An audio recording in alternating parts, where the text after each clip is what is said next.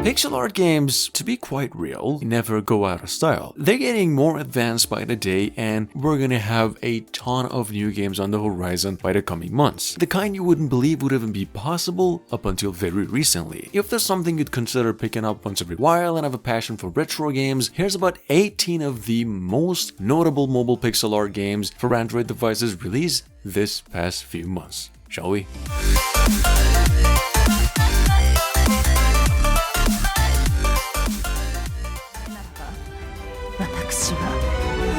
Number 1. I don't know if you've known about this one before, since it actually came out roughly last year. So by no means is this actually a new game. Here's just a good recommendation so we get to the cool stuff we have received recently. We've got over here Revived Witch, sitting on the Play Store with a 4.6 out of 5 and over 1 million downloads so far, which is a miracle for a pixel art game. This is a dungeon crawling RPG anime style and legitimately the best I could recommend for all you classic fanatics. Check it out.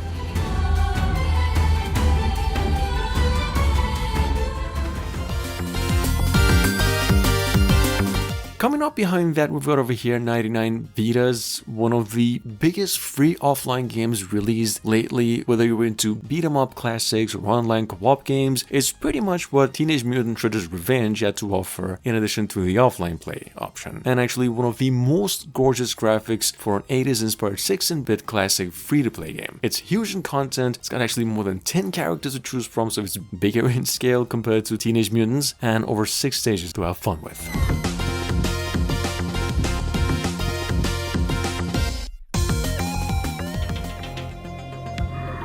Moving on to number 3, we've got over here, quick mention as the game is only in its pre-register state, only in China now. However, it's actually heading over to the global market as a probably paid game in about a month from now, we hear. Now, something called Chaos Effect BlazBlue, which is the first pixel art style action platformer game in the BlazBlue series and seemingly a success in a big way compared to the most. Here's the gameplay, just a quick flash of the gameplay. Go and make sure to stay tuned for a precise release date for this one in the coming days.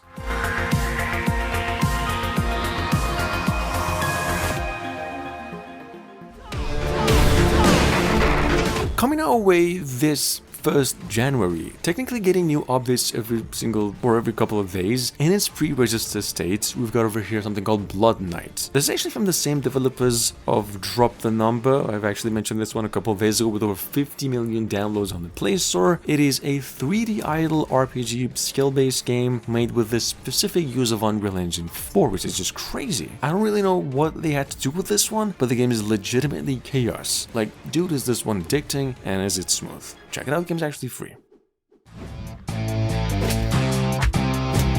Number 5, we've got over here Tap Force. This is, I would say, single-handedly the simplest, most classic and visually modern pixel art action tactics game on the platform right now. I don't care if you're into shmups, turn-based RPGs, idle-based, either offline or online games, this one offers everything you can think of in a pixelated design. So unless you have zero passion in that specific area, the game is a must-try at its least. It's free, very easy to get the hang of, and definitely worth the in-app purchases as well.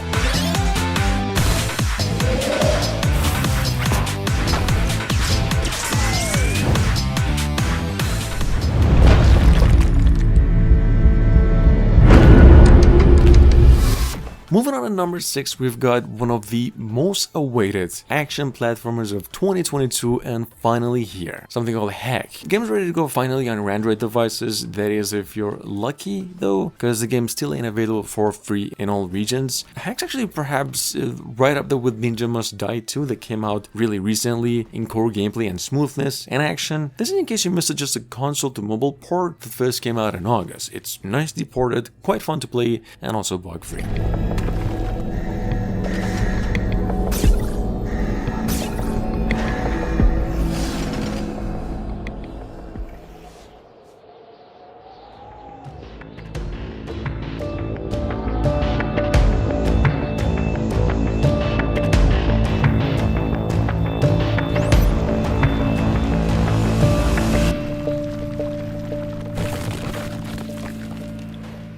Number 7, we've got over here from last week something called Zombie Kingdom Survival AFK. I don't know how many of you have been familiar with the Korean TV show Kingdom. It's a Netflix original that came out last year, a couple of years ago maybe, and it's in some 2nd century Korea where in this castle the zombie disease starts spreading because of it. Anyway guys, well, this is just a pixel art makeover of an IP based on that premise, and it's just an idle-based RPG that kind of looks like a roguelike. It's free, sitting on the Play Store for pre-registration and coming out fully soon.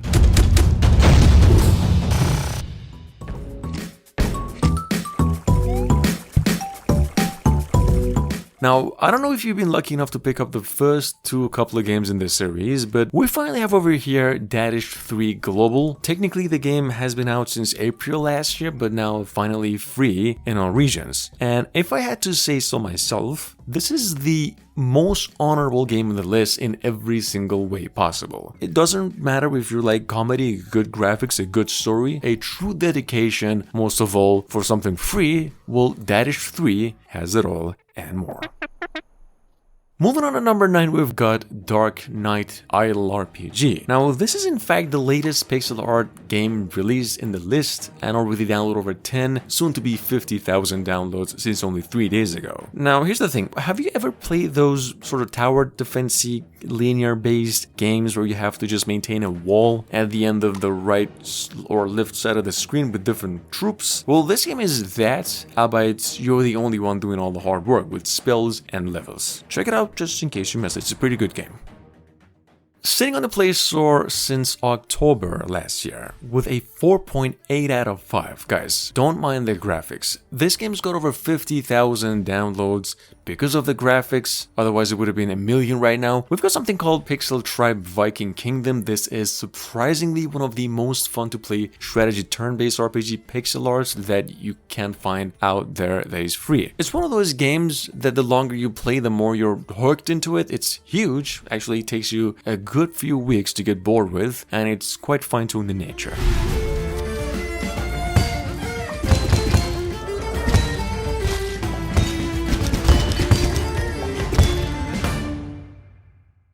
Moving on from November last year, with over 500,000 downloads, we've got something called Hero of Aethric. This is a semi-open world, classic inspired, just like the old turn-based nostalgia Final Fantasy RPGs, and a team-based online game. Quite a bit inspired by the game Orna. Some of you might know that one, which is an open world GPS-based RPG, except this game doesn't really have the GPS bar thing. If you've ever enjoyed the idea of roaming around and getting engaged with enemies and story, like the old RPGs, this is the #1 recommendation for you.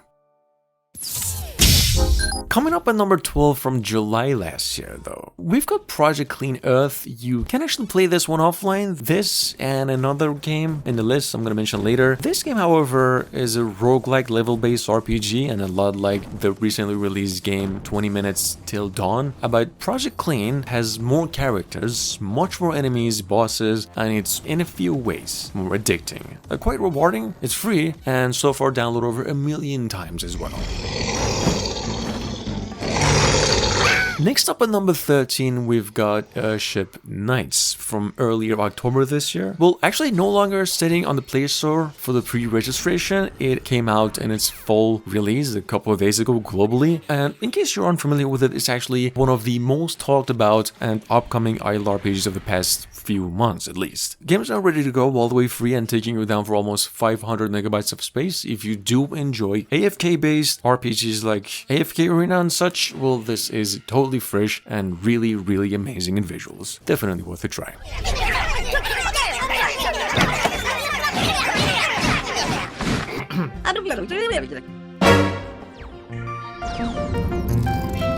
Sitting on the Play Store for about $2. Since roughly 2 years ago, as our honorable most underrated game of the day, we've got Dungeon of the Endless. This is a roguelike dungeon defense. I mean, have you ever heard of such a mix? A tower defense, a roguelike, and a dungeon crawler? This game has all of those ingredients to the utmost perfection, specifically in the strategy part, which I did mention, and quite a bit challenging as well. So just keep it in mind. Moving on to number 15, we've got Grand Zinka. Guys, this is an online, well, of course, idle RPG. I would say one for those of you into the Gundam world. It's actually quite a bit inspired by Mobile Suit Gundam in a way that actually feels not even by a long shot clone that of. It's free, just like pretty much all the idle games in nature. It has a ton of in-app purchases though, the graphics are nice, legitimate, almost bug-free, pretty rewarding in gameplay, and still getting regular updates as well. So do go for this one if you do like the Gundam universe.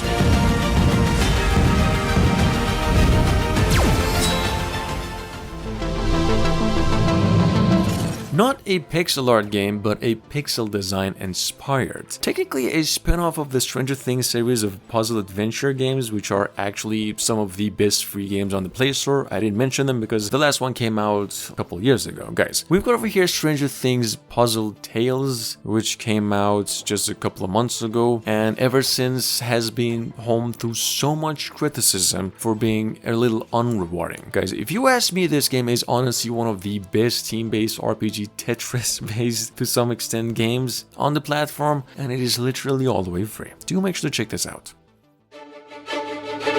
Quick mention as we go about our days from now on, just wanted to say Dungeon Princess 2 is out now for about $1. The game is not the best turn-based RPG, but definitely a pretty fine roguelike if you're into the mix of both, in addition to some hero collecting stuff and pretty cool characters, some waifu stuff. Anyway, game really delivers decently in all four, as you coming back for a lot more if you get used to it and you pay the price, the $1 price. Honestly, the game's a rough diamond in a lot of ways, so just make sure to check it out. And last but not least, from roughly a week ago, we've got over here something called Gala, I think. This is the only game that I haven't played myself, but I thought, well, you know, why not? It's a pixel art game and downloaded only 50 times since release, which is only 10 days so far. Take a quick look at see if you like it, give it a shot. Game's only 50 megabytes of space in general, and it's touted as an adventure exploration-based sort of action game. But that is it. Thank you for watching.